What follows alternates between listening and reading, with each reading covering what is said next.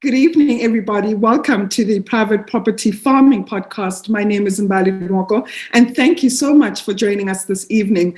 I am in Johannesburg, and it's freezing. Apparently, it's one of the coldest days since the year began. So, sure, thank God I don't have load shedding. And if you do, and you're probably just experience load shedding right now, please catch this live on YouTube once you have connectivity.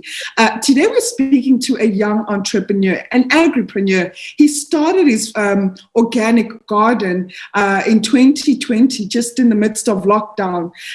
And so I think it would be quite interesting to understand his journey, why he started his business, and why particularly organic farming.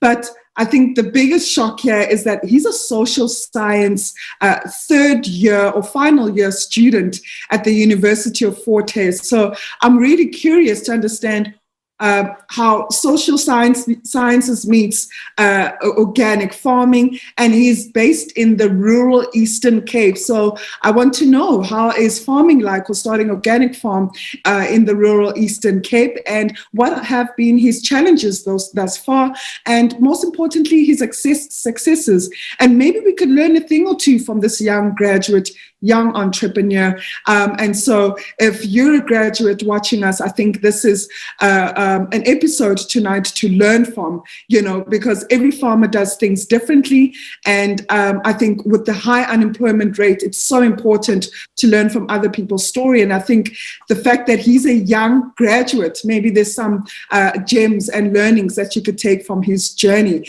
So therefore, if you have any questions for our guest this evening, please drop a comment. We'll be happy to respond to the question live onto the show. We want engagement. Like, share, comment, and please send us any suggestions of what would like to see in future episodes of the Farming Podcast. But let me not take too much of your time this evening and introduce our guest. His name is Khanyile Langa. Thank you so much, Khanyile, for joining us. How are you doing on this cold evening? Is it cold in Eastern Cape, just by the way? It's actually -6 this side, so it's super cold. But thank you for having me on the show. It's a pleasure to be here. Likewise. So just tell us a bit about your journey. Social science, final year student, starting an organic business. What is the name of your business, and why did you decide to start a business in farming? Okay, so the name of the business is called Something Organic, and I actually have a history of having an entrepreneurial spirit from a young age, actually after high school. So I actually had an events company in 2016, and I went on to found a company with my partner called Lelenda, which is in ICT. And then on the brink of COVID, which was around the first lockdown, that's when I felt that I could venture into the agricultural space. So in between all of this, I'm actually a final year student.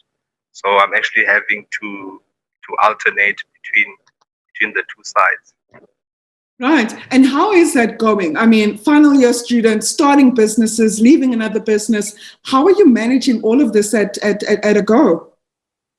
It's actually tough because you have to plan your day carefully. Sometimes from the school pressure, it can get your mind off of other things. Because of all the nerves and it being the final year and so forth. But I manage because I plan well. So for instance, I'll wake up very early, turn on the water my seedlings, and then as the day progresses, I'll get into school, and then later I'll still do a bit of my garden work. Yeah. And just tell me your journey around starting businesses. You're saying you're a final year student. You had an ICT business before. Now you've got an agri business as well. You deciding to go into business, was that just circumstance, or was it something purely passionate, and when I mean circumstance, are you maybe the firstborn in your family and you're deciding, maybe I must find additional source of income for my family, or, you have aspirations, I don't know, to just earn income or make money as a young individual, or is it just passion, just, I suppose, stretching your talents, stretching your abilities in terms of how far you could go, with what happens in your mind, and just, thinking of an idea, and you really are thrilled or excited by the fact of being able to make something out of nothing. So where does this entrepreneurial spark come from, especially as a young person currently completing their studies? Well, I can say that spark sort of comes from an aspirational point of view. I have the go-getter mentality, and I can also mix it with a bit of stubbornness of wanting to be self-employed. So I think, generally speaking, it has to do with my nature of always seeking to be the leader, always passionate about leading, passionate about business, passionate about making a change generally in society. So I remember my father once asked me, I think it was in grade 11, he asked me what I want to do, and I actually thought about it for a while, and I gave him an answer saying, I want to serve the people. So I think this is where the link comes in serving the people, having that business aspiration, that sort of mentality. Yeah. So how did you start something organic? How many hectares of land are you farming, or just maybe number of seedlings? How big is of the space are you farming in? Okay. So actually, how it actually started, there's a small garden here in the house. So that was actually where I did the practice run.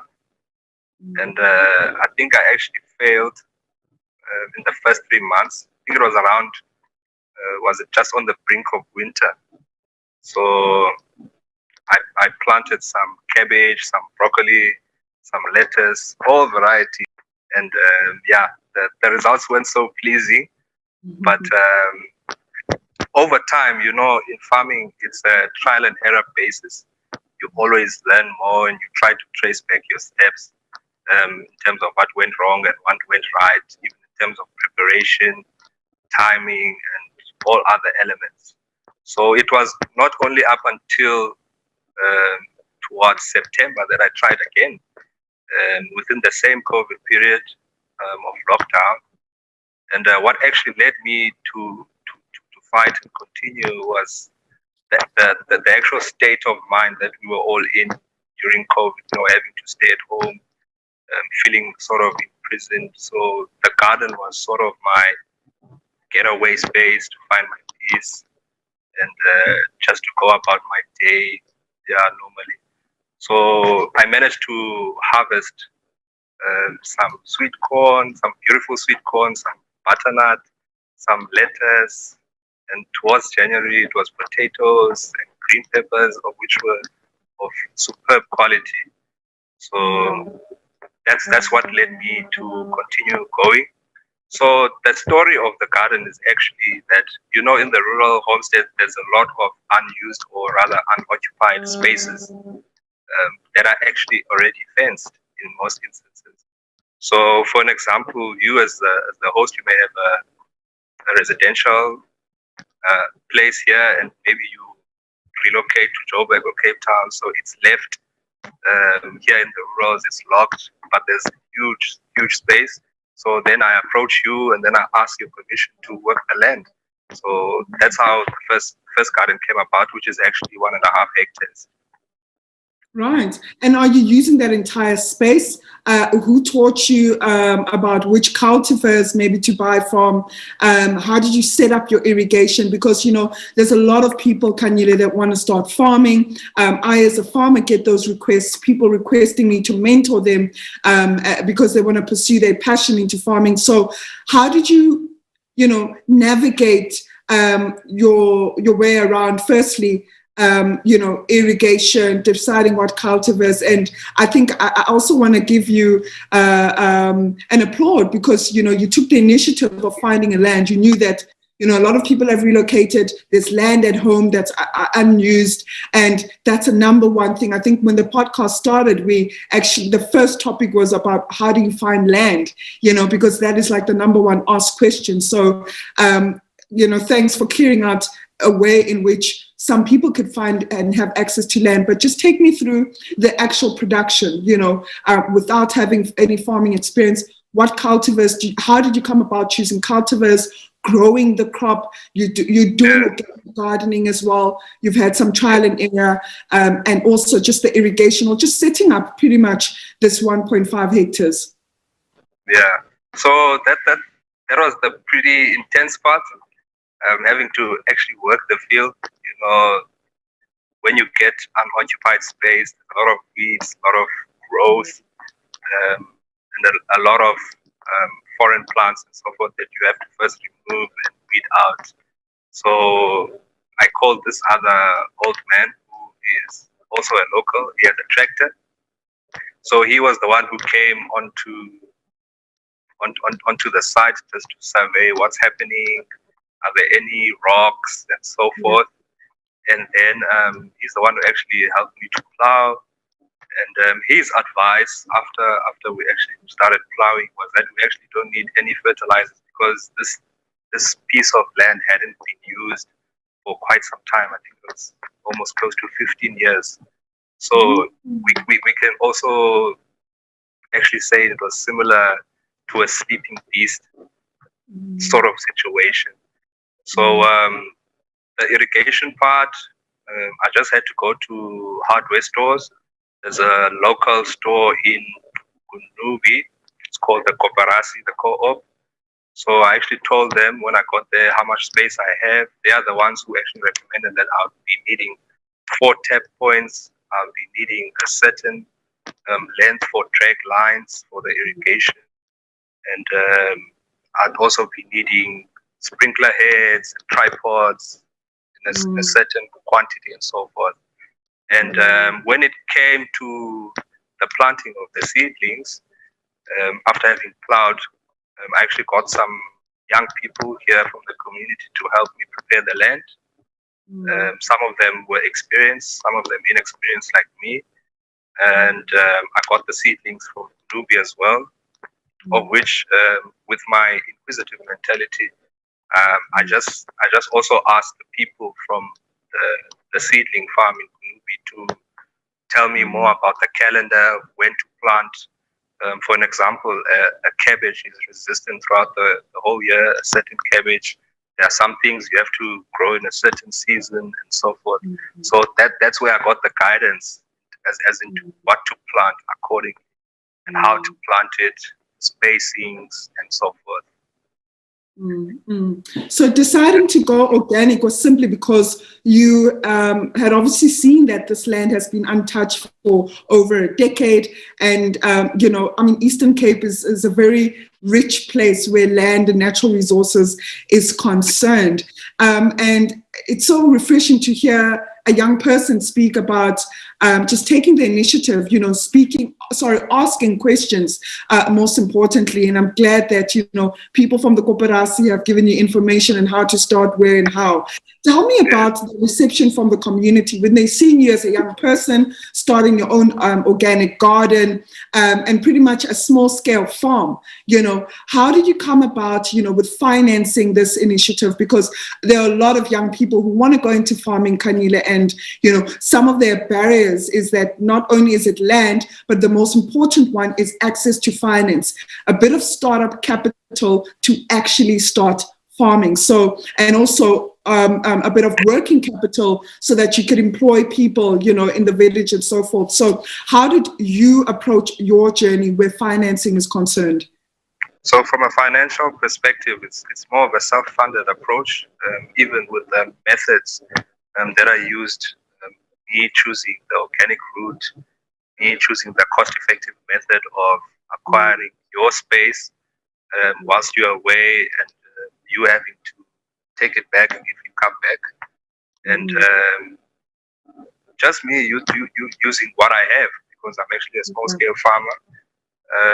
There are actually opportunities from Premier's office and various other government entities for funding, of which I'm in the process of applying for those, so as to scale and grow and expand the business. So even from an employment perspective, I don't have any full-time employees, so as to say. And yeah, yeah. So you're pretty much basically very resourceful and intentional in how the money is spent. You know, organic farming, so you're cutting away from fertilizers, pesticides. You're relying on the richness of the soil, obviously, to give you a good crop at the end of the day, and becoming very specific in how you choose your varieties as well. And then it's a fantastic approach as well, not to take any people permanent as well, because that could increase your overheads, especially when you're starting and doing a lot of trial and error. So I also want to, so what are the highlights since you started Something Organic? What has transpired from you finding this 1.5 hectare? Have you had any successful harvests? Who are you selling to? What has been the feedback from your customers as well? So actually there's a bit of hardship in the story in the sense of transportation. Yeah. So this is for the next farmer who's looking to start tomorrow or next month. You need to know your market before you start planting those seedlings, and you need to be certain about your transportation. So for me, one of the lowlights has been transportation issues, which are unreliable on my side. But I can say it's been solved. But I was actually innovative about it, because I'd actually approached the big supermarkets like the local Spar, which is actually less than 6 kilometers away, and sometimes I'd get other stores to actually come to me in the rural area to come and take the harvest. So one of my highlights has been supplying the Spars, some shops in East London, the local market, Sonia, and so forth. Yeah, and how is that? I mean, when you look at your produce at the local Spars or the supermarkets, the various stores in your nearby community, how's that feeling? Just to know that you literally started Something Organic from the little resources that you have, and now you're selling produce to the Spars and retail as well as some local shops. How's that feeling for you? As a province that is actually the poorest in the country, I think we can all agree that as young farmers, old, experienced, or the young, we take great pride in food security. For an example, here in my rural village, we have people who are dependent on social grants. So you having to bridge that gap of being able to feed them before they get those grants, and even after those grants, you have to take pride in that you're doing something wonderful for your community and people in the exterior. Have there been young people that have come to say, Khanyile, please help me out? I also want to do this maybe at my grandmother's backyard or at my homestead. Just specifically young people like yourself.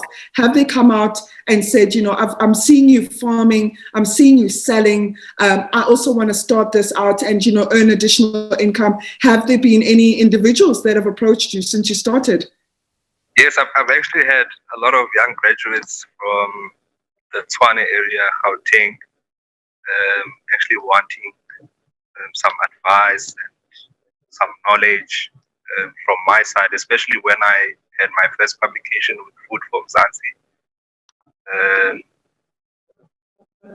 I think that was one of my first publications that actually gained some serious traction in terms of likes and interaction. So that's where I actually had a lot of people asking me on the inbox, on the comment section, how to go about certain things. Yeah, this is fantastic. I think you're just an inspiration to young individuals.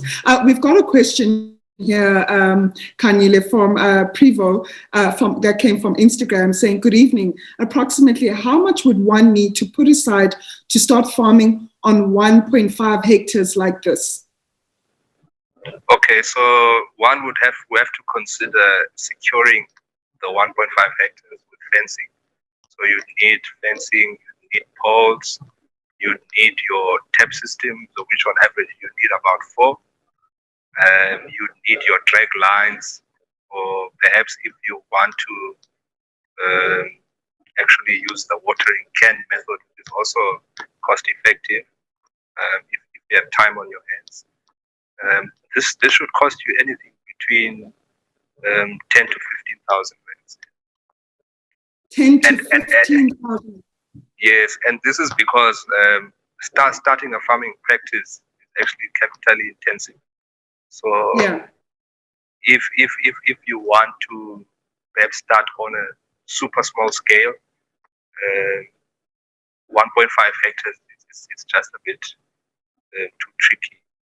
If you want that type of setup, sometimes it's not necessary to fence, but for the issues of safety, you may want to fence it, which would be an expense for you. So what next for you? I mean, you're in your final year.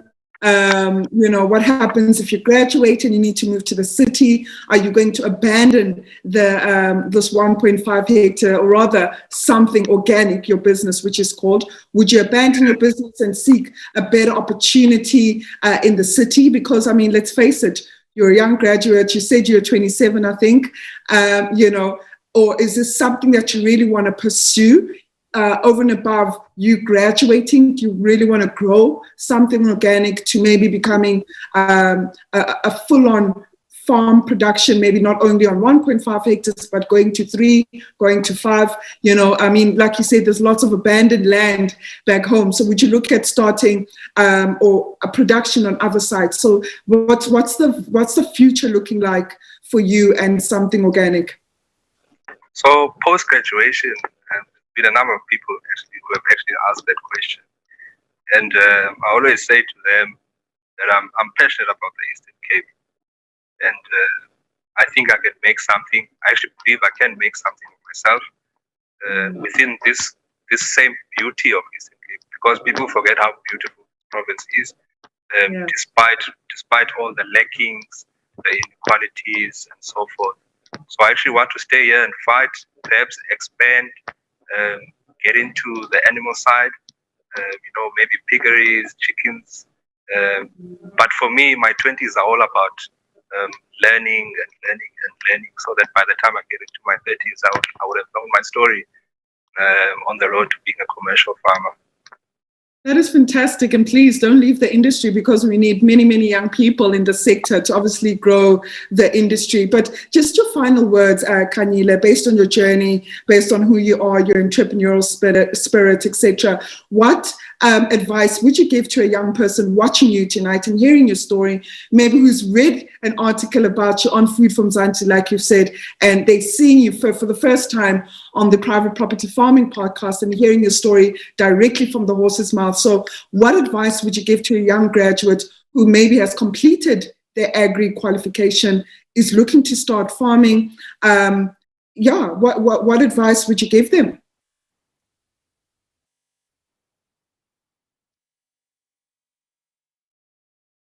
Hi, Khanyile, can you hear us?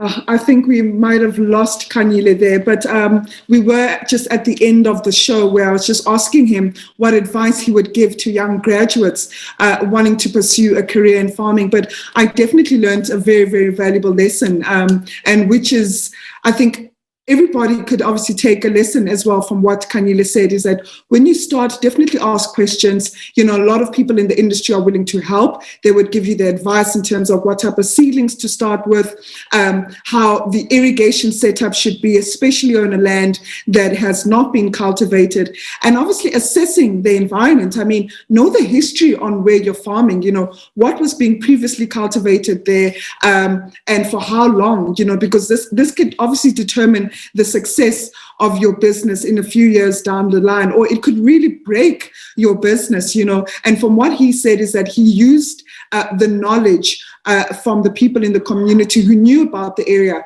He found an opportunity where he could rent a piece of land that was owned by someone who's living in the city, and he started his production. He got an old man from the nearby community to come cultivate and plow the 1.5 hectares so that he could start up his operations.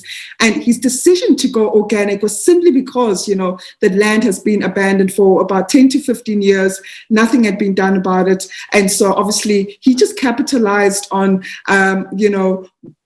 I suppose, making the soil determine the success of his project and not using any pesticides and insecticides. And I think it has worked so well for him, where he's now, supplying to local retailers and shops in his communities 6 kilometers away and so forth. And I think it's such an amazing journey for everybody to learn from, whether you're a beginner farmer, whether you're slowly scaling your operations, or even when you're at a commercial level and really making profits. I think it's important to keep re-emphasizing that as farmers, we need to learn, we need to keep researching, we need to engage with others. And that's how we grow and keep the industry sustainable at the end of the day. But for me, it was inspiring to hear and see a young person who is still completing their studies, and just taking that leap of faith to start his own production and just see how it goes. I mean, he started off from a garden and now he's on a 1.5 hectares, which is pretty decent for a startup or a small scale farmer. And so thank you so much for watching this evening. If you missed this live, you could catch it on our YouTube channel, The Farming Podcast on Private Property YouTube channel. And again, I would love to hear any suggestions of onto the show. We've got many, many guests lined up, especially for next month. I'm excited. It's Women's Month. So please send your suggestions. Thank you for engaging and commenting as well on every single show that we have every Tuesdays and Thursdays. But yeah, this is it for me signing out from a very, very cold Johannesburg night on Thursday. And I wish you a fantastic Friday tomorrow, as well as a fabulous, fabulous weekend ahead. Please continue to stay home, stay safe, look after your loved ones, and please check up on your family and friends that you don't live with. This time could be very lonely for some individuals. But yeah, for me, I will see you next week, Tuesday. Thank you for watching.